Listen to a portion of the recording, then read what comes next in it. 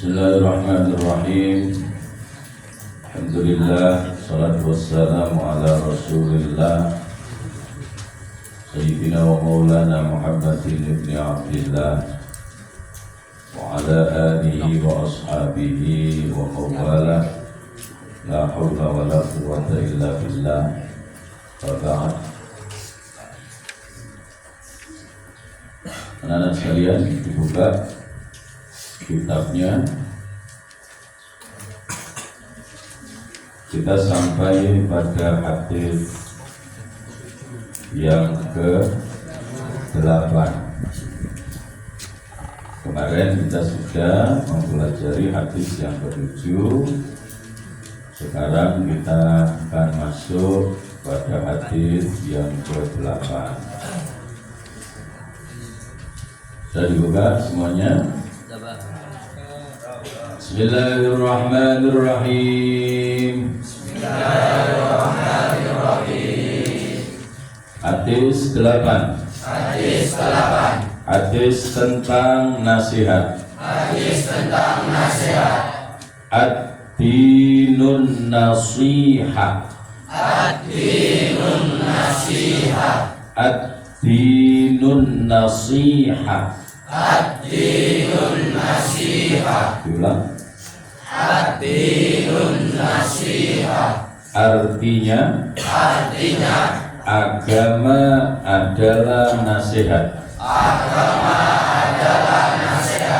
Hadis riwayat Muslim. Penting sekali anak-anak untuk memahami hadis ini. Kenapa penting? Karena hidup kita itu kalau ingin terarah, hidup kita kalau ingin lurus, maka kita butuh nasihat.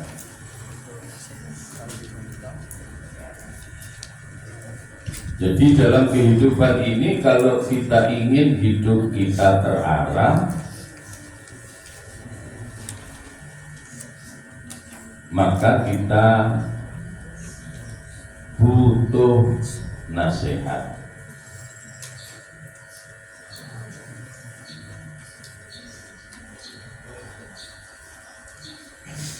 Dan nasihat yang paling ideal, nasihat yang paling sempurna, nasihat yang paling baik itu tidak ada lain kecuali agama. Nasihat yang paling ideal, nasihat yang paling sempurna, nasihat yang paling baik adalah agama.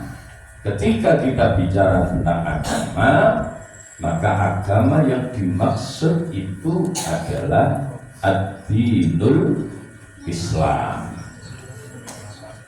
Yang dimaksud agama itu adalah ad-dinul Islam, agama Islam. Kenapa agama Islam? Dalam Al-Quran tegas dinyatakan oleh Allah. Seperti yang kemarin sudah sempat saya sampaikan, Inna dina indallahil Islam. Sesungguhnya agama di sisi Allah, agama yang diridhoi oleh Allah hanyalah agama Islam. Bahkan di dalam ayat yang lain lebih tegas lagi.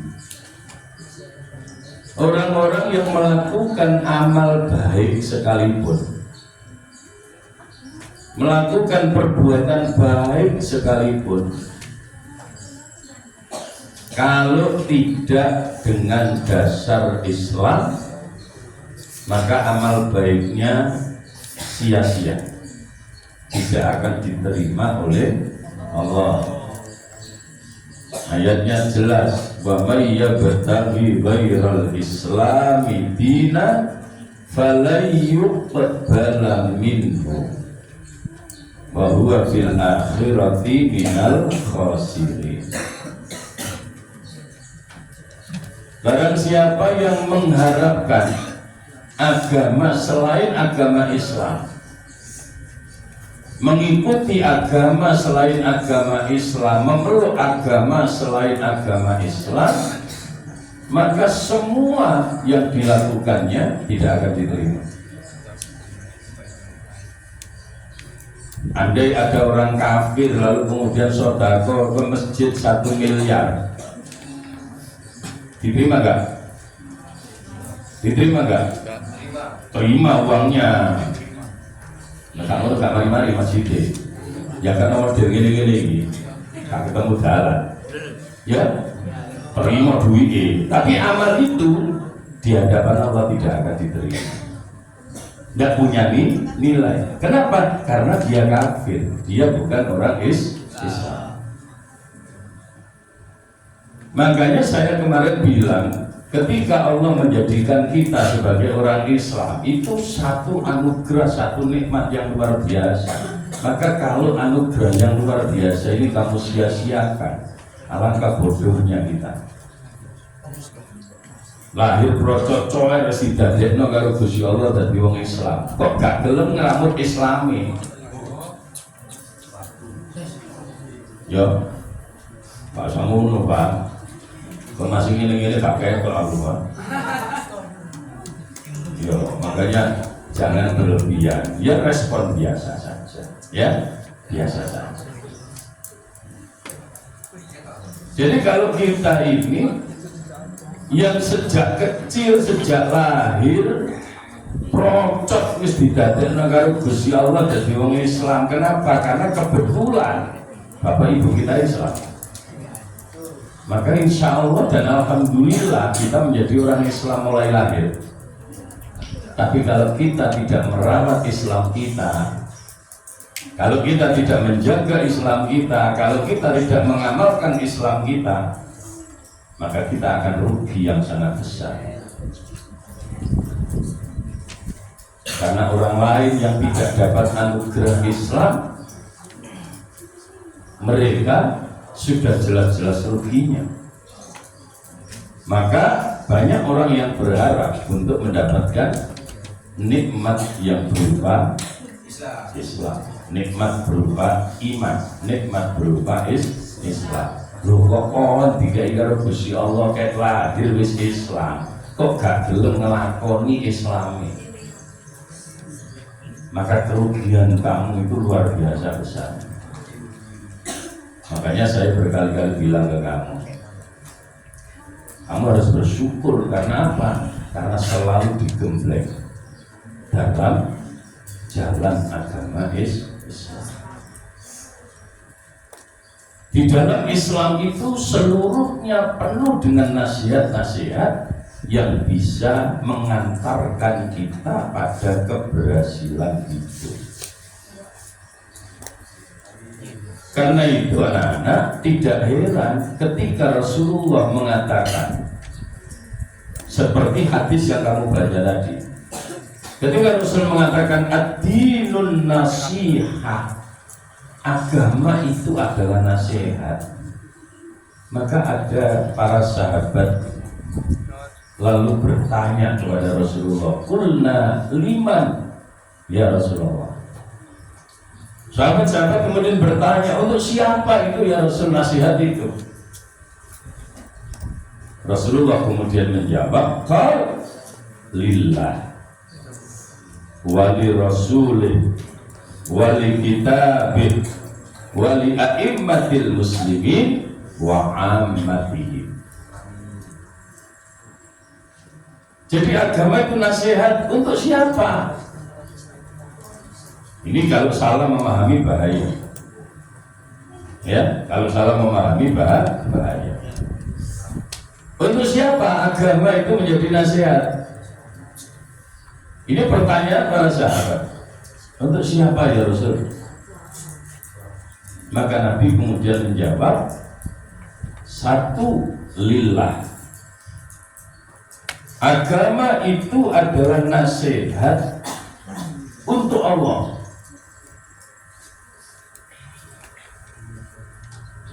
Maksudnya apa?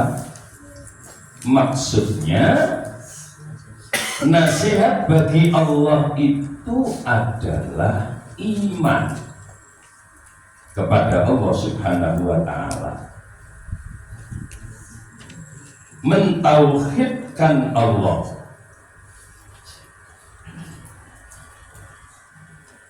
menjalankan perintah-perintah Allah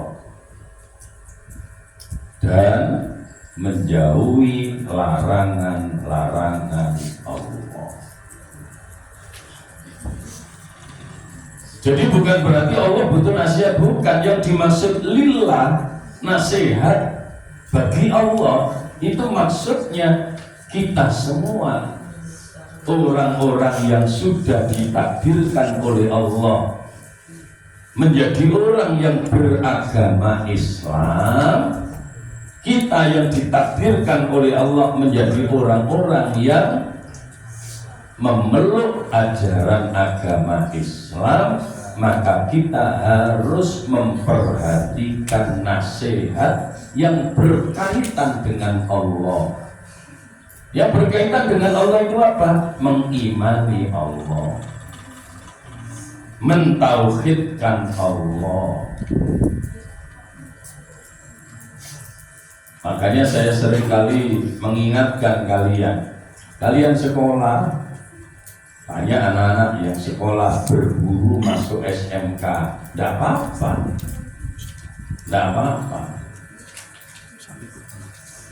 baik-baik saja.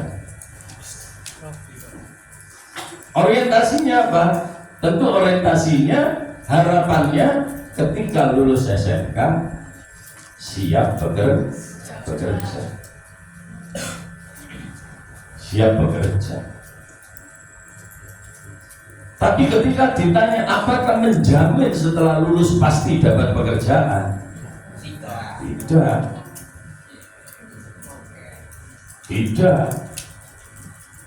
Jadi saya sering kali ngomong, kalau ada sekolah yang kemudian berani bilang dijamin dapat pekerjaan, itu menyalahi tauhid.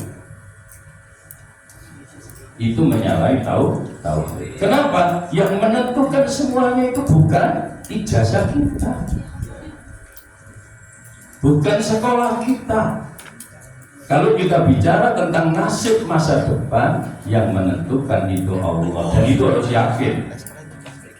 Itu harus yakin. Dan itulah bukti bahwa kita beriman kepada Allah, kita mengakui bahwa Allah itu Tuhan, dan kita siap untuk mengabdikan diri kepada Allah. Maka segala sesuatu yang terjadi dalam kehidupan kita itu total harus diserahkan kepada Allah. Bahwa kewajiban kita jalankan harus, proses kita lakukan wajib, tapi hasil itu adalah haknya Allah yang akan menentukan. Ini harus dipahami, ya, harus dipahami. Seperti ketika kita ngomong di dunia itu kita butuh uang, iya, yang bilang tidak butuh duit sopo, ya, yang bilang tidak butuh duit siapa? Tapi kalau kamu menomorsatukan duit, menomorsatukan pekerjaan sehingga mengalahkan Allah, artinya apa mengalahkan Allah? Saking kepinginin duit akhirnya menghalalkan segala macam cara, maka uang yang kamu dapatkan tidak akan ada gunanya, justru akan mencelakakan. Makanya saya katakan proses itu paling penting. Proses itu paling penting. Disinilah kemudian kamu di SMK Nurul Ihsan ini dilatih, dipahamkan ini halal, ini haram, ini baik, ini tidak baik, ini dapat pahala, ini dapat dosa. Dikenalkan secara detail melalui pelajaran-pelajaran yang kalian terima di setiap pagi. Tujuannya apa? Biar proses hidup kamu itu berjalan dengan baik. Soal hasil apa dari pengenalan, ya, ini yang harus kamu yakini, ya, itu yang harus diyakini. Jadi ketika kita mengatakan agama itu nasihat lillah untuk Allah, maksudnya apa?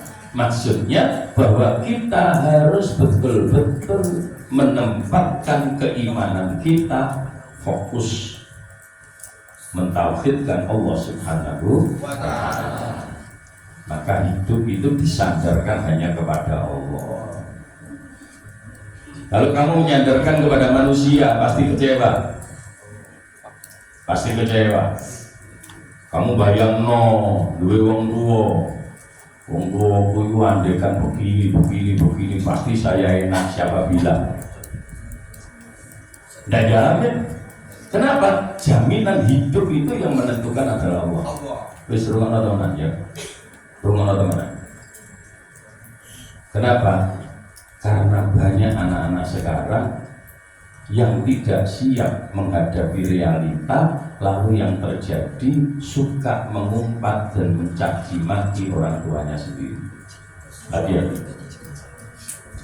Ya, orang tua kita itu hanya sekedar jalan. Hakikatnya tetap semua yang menentukan itu Allah. Makanya jangan pernah kalau kamu misalkan punya problem dalam keluarga kamu, punya masalah dengan orang tua kamu, misalkan jangan pernah menempatkan kebencian pada orang tua kamu. Itu yang membuat kamu tidak akan pernah sukses.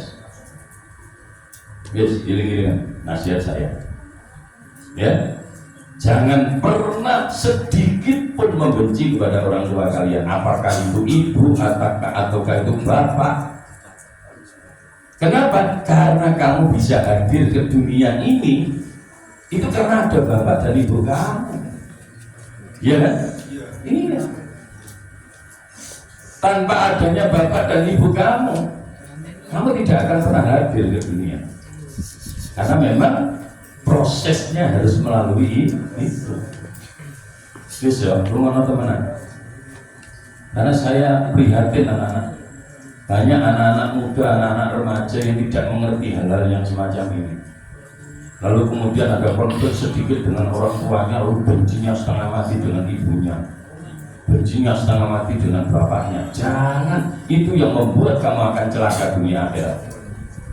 Ya, itu yang akan membuat kamu celaka dunia akhirat. Bagaimanapun juga, ketika kita menaruh kebencian kepada orang tua kita, itu sama artinya kalian menaruh kebencian kepada Allah. Ya, kenapa? Karena ridho fi ridhol walidain. Ridhonya Allah itu berada pada ridhonya kedua orang tua. Wis tak elek kaya apa sih tetep iku wong tuamu, karena kamu lahir dari rahim ibu kamu terproses dari sperma ayah kamu. Tidak bisa tidak. Ya. Saya sering kalau ceramah saya bilang, nek bojo ana surate. Iya kan? Nek bojo ana surate. Genggaan, tambah ora apa-apa iki. Oh, nambah genggaan dolane gak karo-karo nambah wong tuane gak peduli blas. Gak bahaya ta? Bahaya. Wis ya, ngono teman-teman. Suami istri ada suratnya. Iya kan? Tapi anak dengan orang tua nggak ada suratnya. Tapi itu sudah kodrat yang tidak akan pernah bisa dirubah. Ya, kau itu bekas bapakku.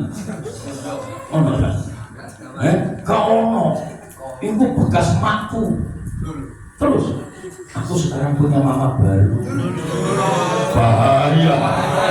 Ya, bahaya. Dengarkan betul anak-anak. Pak Taufik berani cerita seperti ini karena mendengar suara-suara di luar anak muda sekarang waduh kacau betul. Jadi begitu parah pemahamannya. Karena apa? Karena nggak ngerti agama. Makanya nggak ngerti agama itu bahaya dunia akhirat. Ya, karena di agama itu begitu banyak nasihat-nasihat yang akan mengantarkan kita pada kesuksesan dan kebahagiaan hidup. Ya, kon sekolah, pinter setengah mati, ijazahmu bisnis paling apik. Ya, mari ngono tinggal ngelamar oleh pekerjaan, duitmu akeh. Andai seperti itu, Ya, sampai duit cerang apa? Amin banget. Amin. Ya, ya gak apa-apa. Amin loh. Sopor rubik ini suki kabeh. Amin. Yang Gusti Allah ku lomen apa repot nek Gusti Allah ngekek ya. Kalau sebab kalau barang akeh. Wis. Ijazahmu apik, ditampa penggawean, posisinya bagus, bayarannya gede. Jos. Tapi kamu selalu berseteru dengan orang tua kamu, maka tidak akan pernah kamu menemukan kebahagiaan walaupun duit kamu banyak. Ya, giling-gilingan. Apa meneh duitnya akeh terus gawa tuh karo pangeran. Ya, lu kok iso gak gawa pangeran? Gak tau sembahyang. Yo, gak tau sembahyang. Sembahyang ini kepeksa boleh nang kabeh di absen karo atasane. Gak sembahyang dikurangi bayarannya. Ini orang pabrik mulu, pabrik jebolan. Jadi karyawannya absen dibayar. Nanti gak sembahyang sepisan potong 10.000. Kayak itu pindu potong 20.000. Ya, akhirnya sembahyang kepeksa. Ya, gak boleh begitu. Ya. Jadi nasihat itu untuk Allah, maksudnya apa? Bahwa dengan agama ini kita punya kewajiban untuk mengimani Allah, untuk mentauhidkan Allah, untuk mentaati Allah, untuk mengikuti perintah-perintah Allah. Kemudian itu siapa lagi? Yang kedua, siapa lagi? Wali Rasulih, untuk Rasulnya. Ad-dinun nasihah liman wali rasulih. Jadi setelah lillah wali rasulih. Agama itu nasihat untuk rasulnya, yakni Rasulullah Muhammad sallallahu alaihi wasallam. Maksudnya apa? Maksudnya nasihat agama itu akan mengantarkan kita untuk selalu beriman kepada Rasulullah dan mengikuti semua yang dibawa oleh Rasulullah Sallallahu Alaihi Wasallam. Tapi kemarin bulan Rabiul Awal kamu kemana-mana mengikuti Maulid Nabi, api-api. Kemana-mana ikut sholawatan api-api, tapi yang jauh lebih baik dari itu berusaha mengikuti akhlaknya Rasulullah, mengikuti keteladanan Rasulullah. Ya. Nah, soal urusan meleng-mulutan boleh dari sekolah yuk apa-apa, kayaknya ono. Kan ono gue. Itu gak apa-apa, itu variasi. Yang penting niatkan untuk membangun cinta kepada Rasulullah dengan selalu mengimaninya, mengikuti apa yang dibawa olehnya dan mencontoh keteladanannya. Ya, makanya hati-hati ya anak. Lalu yang ketiga apa? Yang ketiga, wali kitabin. Agama itu nasihat untuk siapa? Wali kitabi, untuk kitab-kitab Allah.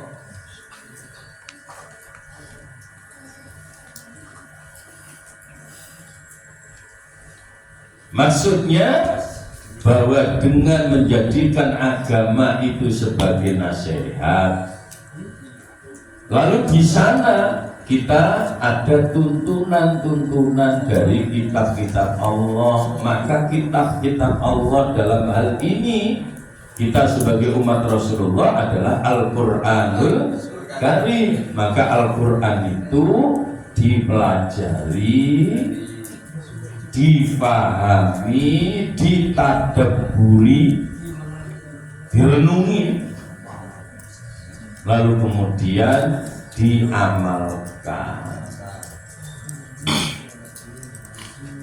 Makanya ketika hari Jumat kita belajar tartil, terkadang sedikit-sedikit saya sentuh supaya kamu paham dengan apa yang kamu baca. Ya. Kemudian untuk siapa lagi? Yang keempat, wali a'immatil muslimin. Agama itu nasihat. Nasihat untuk siapa? Untuk para pemimpin kaum muslimin.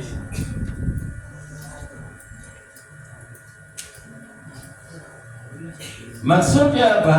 Maksudnya kalau kita menjadi pemimpin umat, menjadi pemimpin kaum muslimin, maka kita harus menjadikan agama ini menjadi nasihat, menjadi pegangan di dalam mengurus segala urusan-urusan kaum muslim.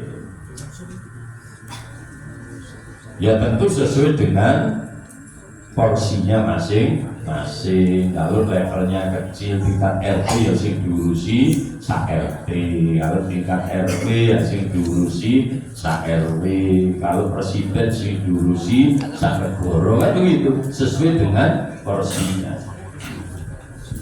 Kalau tidak terjadi apa-apa, paling tidak kamu nanti di rumah menjadi pemimpin kaum Islam yang ada dalam rumahmu. Maka kamu punya tanggung jawab untuk mendidik anak-anak kamu dengan didikan agama.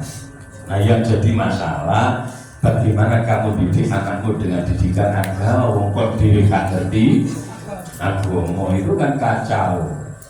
Makanya sekarang dilatih memuji, ya. Mumpung masih remaja, dilatih, dibina dirinya sendiri dengan terus-menerus belajar agama dengan baik dan benar. Ya, sembahyang ekor sampai saya ini tak delok, orang sing gak dono. Cuma saya itu terlalu banyak ngomong urusan gitu, nanti kamu salah sangka, salah tangkap. Saya tahu persis. Kamu tengah-tengah sembahyang, isi kober, habis itu cukup bangi ngomong. Lu ya saya tahu kok itu, tapi saya tidak usah nyebut siapa. Wah itu cuci kok begini, jadi cuci nolin aku dia ini. Oh no, saya tahu sendiri, bukan laporan siapapun. Saya tahu sendiri. Awas, mulai sekarang jangan begitu. Sholat benar. Karena sholat itu ibadah yang paling efektif untuk mendekatkan diri kepada Allah. Sing temenan sembahyang. Ya, yang terakhir apa? Ad-dinun nasihah. Agama itu adalah nasihat. Sing guri umek dhewe. Sarno ae. Ya. Model-model ngono iku menit dari bapak. Mungkin anake gak dono. Bapak nih calon bapaknya koyo ngono, anaknya mana? Yo, ibu bapak ya dah. Bapaknya model ngono. Hati-hati, jangan dirubah. Iya, belajar yang baik. Ya, untuk siapa lagi? Yang kelima, wa ammatihim, nasihat bagi umumnya kaum muslimin. Nasihat tentang apa? Nasihat tentang banyak hal. Sebagai umumnya kaum muslimin, kita banyak diarahkan, dinasihati agar kita saling mencintai antar sesama orang Islam, tidak saling membuli. Alhamdulillah di SMK kita tidak ada bullying, ya. Alhamdulillah. Nek ono ketemu gegemanku kok. Wis gak usah aneh, ya. Kita semua ini satu saudara. Dari manapun kita asalnya, bagaimanapun kondisinya, koyo opo wae kemampuan iki dulur kabeh. Jangan pernah ada yang saling mencela, saling mencaci, saling membuli, ya. Apalagi sampai melakukan hal-hal yang lebih jelek dari itu. Jangan. Karena agama mengajari kita supaya menjadi orang Islam itu sing rukun, saling bersaudara, saling tolong menolong, tidak saling jejek-jejekan. Kan ngono Gus ya. Gus. Boleh lah Gus. Kalau aneh mendung tapi gak ketok. Ya, kita satu saudara, jangan sampai melakukan hal-hal yang dilarang oleh Allah, dilarang oleh Rasulullah, dilarang oleh agama Islam. Itu hadis yang kita pelajari hari ini. Coba sekarang diulang, kita baca dulu hadis yang ke-6, ke-7 dan ke-8. Ayo bareng-bareng aja baca basmalah. Bismillahirrahmanirrahim. Hadis tentang ulangi, makanya yang ngono iku ngomong to. Ya, ngono iku ngomong to. Ya, wis dengarkan. Baca bersama-sama hadis yang ke-6 sampai ke-8. Diulangi, bismillah. Bismillahirrahmanirrahim. Hadis tentang berbuat baik. Kullu ma'rufin shadaqah. Artinya setiap kebaikan adalah sedekah. Hadis riwayat Al-Bukhari dan Muslim. Hadis ke-7, hadis tentang sholat. As-sholatu imanuddin. Artinya sholat adalah tiang agama. Hadis riwayat Tirmidzi dan Ibnu Majah. Hadis ke-8, hadis tentang nasihat. Ad-dinun nasihat. Artinya agama adalah nasihat. Hadis riwayat Muslim. Baik, kita sudah dapat 8 hadis. Ya, targetnya dengarkan, targetnya nanti di semesteran sudah sampai di hadis yang ke-15. Berarti kamu harus hafal 15 hadis untuk ujian menghadap satu persatu ke saya. Ya, dilatih mulai sekarang. Baik anak-anak, kita sampai di situ dulu.